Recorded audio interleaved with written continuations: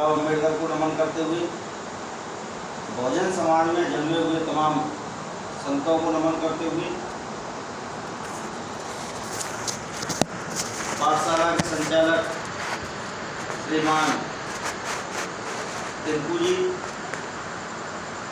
मेरे साथ आए हुए साथीगण और इस कक्ष में उपस्थित इस देश की दिशा और दशा को प्रवर्तित करने वाले युवाओं, आप सभी को सादर नमो बुद्धाय, जय हिंद। जैसा कि आप सभी को विदित है, आज सावित्रीबाई फुले पाठशाला के संचालक श्रद्धेय टिंकू जी का जन्मोत्सव का प्रोग्राम हमने रखा।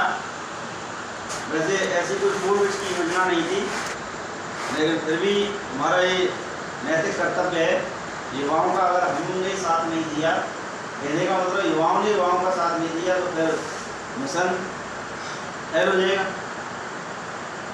तो मैं इस अवसर पर टिंकू जी को अपने हृदय की अनंत गहराइयों से एक लंबी उम्र की कामना करता हूँ और मैं यही आशा और अभिलाषा आकांक्षाएँ उम्मीद करता हूँ कि आप पाठशाला की कामयाबी को नित नई बुलंदियाँ प्रदान करें। और मैं कई बार बीच में आया हूँ, तो ऐसा बता रहे थे कि यहाँ बच्चों को आप आके देखो तो वास्तव में बच्चे टैलेंट है।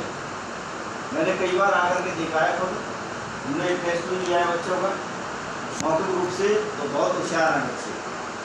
और बाबा साहब ने भी कहा है कि शिक्षा दूध शेरनी का दूध है, जिसे जो पिएगा वो दहाड़ेगा। और तीन उन्होंने मंत्र दिए, शिक्षित रहो, संगठित रहो और संघर्ष करो। और ये जो तीन मंत्र हैं, जिनमें वो बाकी के दो मंत्र हैं, संगठित होने के और संघर्ष करने के, वो दोनों ही मंत्र जब ही फलीभूत होंगे जब हम शिक्षित होंगे।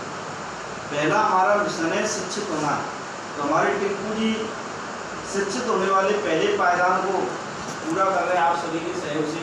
अभी टिंकू जी ने बताया कि इसमें मेरा ऐसा कोई वो नहीं है, मैंने तो केवल शुरुआत की है, बाकी हमारे युवाओं का बहुत बढ़ चढ़ के अपने भाग ले रहे हैं, उनका सहयोग है। तो इसमें कोई दो राय नहीं है, युवाओं का भी है, काफ़ी लोगों ने आर्थिक रूप से भी मदद की है और करते हैं मदद। समाज सबको अवसर देती है, समाज तो दो तरह के अवसर देती है। यदि कोई व्यक्ति अच्छा काम करता है तो उसे सम्मान का अवसर देती है, और गलत काम करती है तो उसे फिर अपमानित करने में भी देर नहीं लगाती है। तो हम तो यही कहेंगे कि विकास के तीन आधारभूत पहलू होते हैं, शिक्षा, स्वास्थ्य और संसाधनों तक पहुँच। हमारे पास शिक्षा है और हमारे पास संसाधन है। हमारे जो लोग पढ़े लिखे हैं, ब्लैक बोर्ड है हमारे पास, लेकिन हमारा स्वास्थ्य सही नहीं है। तो बताओ, ना तो हम पढ़ा सकते क्योंकि स्वास्थ्य ही सही नहीं है, तो क्या करें। और हमारे पास स्वास्थ्य सही है, शिक्षा नहीं है, संसाधन नहीं है, तो हम उनका क्या करेंगे।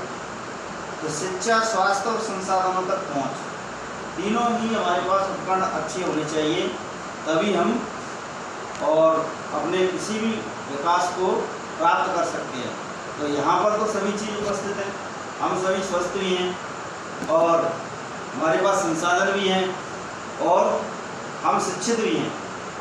तो हमारा तो युवाओं से मेरा तो देखो एक ही संदेश है, हालांकि मैं ऐसे कोई सरकारी ओहदे पर नहीं हूँ जिसका आप लोगों पर अधिक प्रभाव पड़े, लेकिन सरकारी ओहदे पर होना ही कोई ज़्यादा वो थोड़ी है।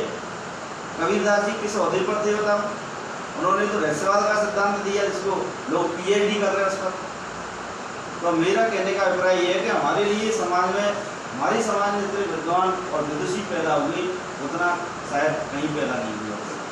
डॉक्टर बाबा साहब को देख लीजिए आप, सिंबल ऑफ नॉलेज के नाम से जाना जाता है। तो बाबा साहब ने हमारे लिए दो चीज़ें दी, एक को तो हमने जाना नहीं और एक को हमने माना नहीं। ऐसी दो चीज़ें कौन सी हैं, एक संविधान और एक बुद्ध। बुद्ध को तो हमने माना नहीं और संविधान को हमने जाना। तो दोनों चीज़ों को हमको पढ़ने की आवश्यकता है, संविधान को पढ़ने की आवश्यकता है और हमें धम्म को भी समझने की आवश्यकता है, क्योंकि धम्म हमें अनुशासन देता है, धम्म हमें आचरण देता है। और श्रेष्ठ आचरण ही श्रेष्ठ समाज का निर्माण करता है। हम समाज में काम कर रहे हैं, मूवमेंट में काम कर रहे हैं, क्यों कर रहे हैं भाई? इसकी आवश्यकता क्या है, क्यों कर रहे हैं? ताकि हमारे जो आने वाली पीढ़ी है, नन्ही नन्ही जो पौधों के समान बच्चे हैं, वो एक अच्छी समाज के व्यक्ति घोषित हो सकें। आज भी देखिए, हम आज़ादी के इतने साल बाद जब हमारे लिए इतने हक और अधिकार मिल गए, उसके बावजूद हम कितना अंतर महसूस करते हैं अपर कास्ट के लोगों में और अपनी कास्ट के लोगों में। करते हैं कि नहीं करते हैं? इसका कारण क्या है? इसके कारण यही है, क्योंकि हो सकता है कहीं ना कहीं हमसे अधिक वो, मैं ये नहीं कह रहा हूँ कि हमारे समाज के संस्कारवान नहीं, लेकिन हो सकता है वो कहीं ना कहीं हमसे ज़्यादा हों। तो हम इस मामले में क्यों पिछड़े? तो हमको धर्मों को भी जानने की आवश्यकता है। और हमारे जो युवा वर्ग आज इतने जो फलीभूत हुए, इससे ये सब किसकी देन है? ये सब भाई चंद्रशेखर आज़ाद की। भाई ने जो हमारे लिए भीम आर्मी भारत एकता मिशन तैयार किया और आज भी वो कर रहे हैं। तो ऐसे समस्त युवाओं को मैं अपने द्वारा लिखी एक कविता तक सुनाऊंगा। टिंकू जी सुना दूं? मैंने स्वयं एक कविता लिखी, उसको आपके लिए सुना रहा हूं। नौजवानों के ऊपर है, ना हाथों से पूछो ना बातों से पूछो। ये हाथों ने क्या किया, बातों ने क्या किया? ना हाथों से पूछो ना बातों से पूछो, मायूस होती हुई उन रातों से पूछो। कैसे जिंदा रही होगी वो माता, जिसे एक जून का भोजन भी ना पाता। ऐसे तमाम युवाओं को समर्पित, जिन्हें माताओं ने अपनी कोख से युवाओं को जन्मा और वो 2-2 महीने, 1-1 साल, 6-6 महीने तक अपने घर की शक्ल भी नहीं देखते हैं। इस समाज के लिए दिन और रात टिंकू भाई की तरह और अपना योगदान दे रहे हैं, आप लोगों की तरह काम कर रहे हैं। तो ऐसे युवाओं के लिए मेरी एक रचना है, सुनिए।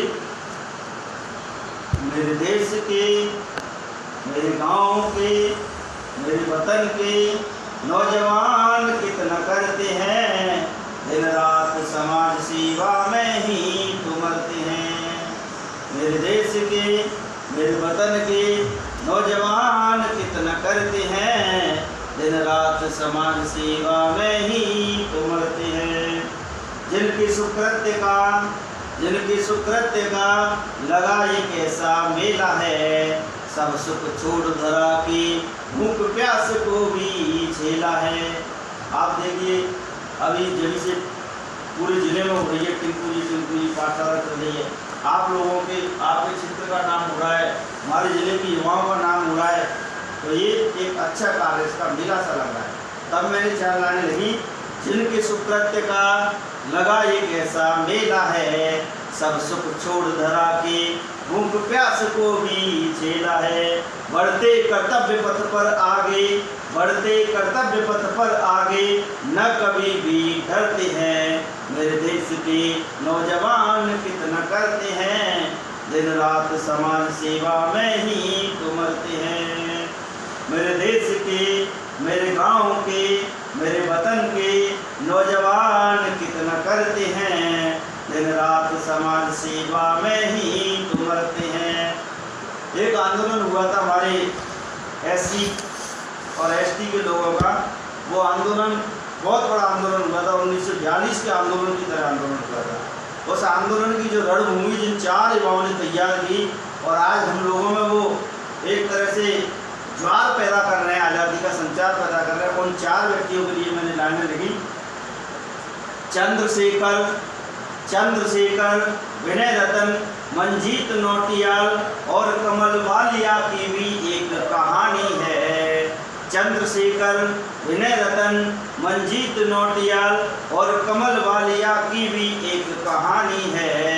समाज हित में अर्पित कर दी जिन्होंने जिंदगानी है। धन्य है वो जन्मदाता जो ऐसी संतति पैदा करते हैं, दिन रात समाज सेवा में ही तो मरते हैं। मेरे देश के, मेरे गांव के, मेरे वतन के, मेरे चमन के नौजवान कितना करते हैं, दिन रात समाज सेवा में ही तो मरते हैं। दिन रात समाज सेवा में ही तो मरते हैं। जय भैया। अब भैया बंद कर लगा।